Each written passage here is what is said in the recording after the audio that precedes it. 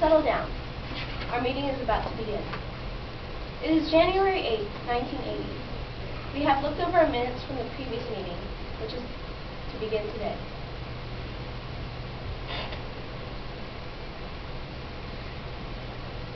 Dr. Jones, you may begin. Yes. Every year, thousands of couples try to conceive a child. Unfortunately, many cannot. Over 2 years ago, Robert Edwards and Patrick Stepko conceived a successful pregnancy from Leslie Brown. The result, 9 months after, was a healthy and happy baby brought into this world by cesarean section. In vitro fertilization is the future of infertile couples who want to have a child of their own. The opposing side may begin the opening statement. Louise Joy Brown, our world's first test tube baby, has only been alive for a year and a half.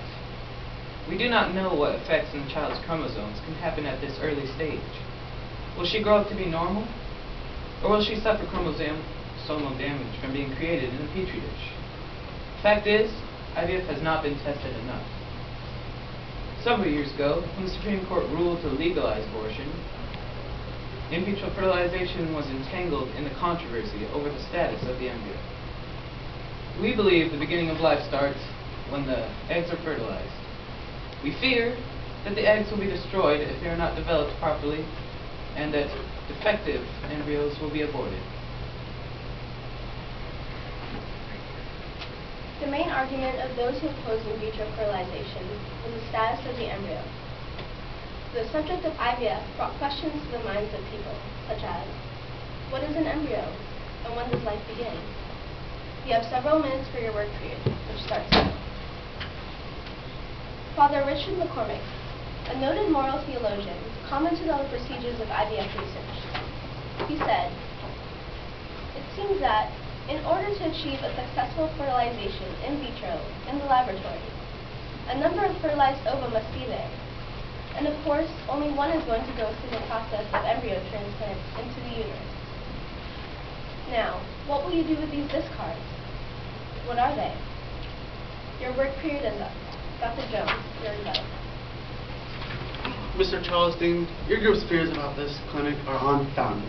This procedure has already been carried out in England and Australia, followed with successful births.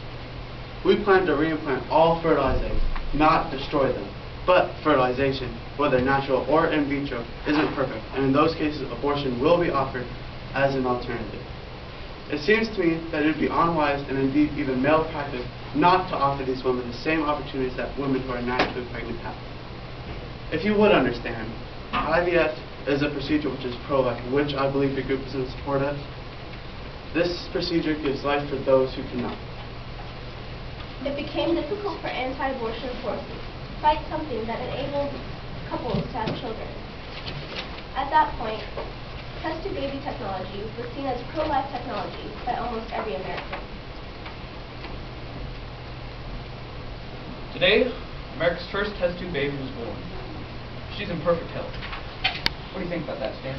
Well, I think it's a pretty crazy idea. Think of all the women who would just love to go into this procedure. This is a really great innovation.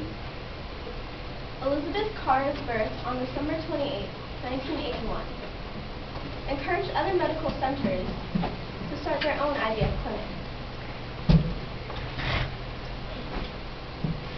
Today, I'm here with Nadia Solman, also known as the Octon. So Nadia, what made you decide to try IVF? All I wanted was to be a mom.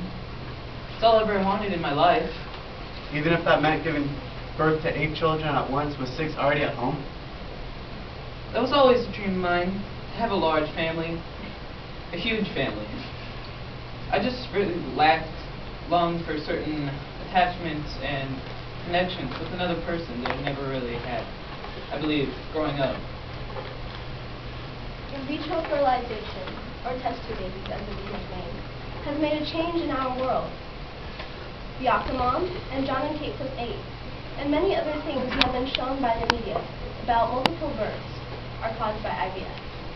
Over 400,000 babies have been born in America by IVF since Elizabeth Carr in 1981, and over 2 million around the world.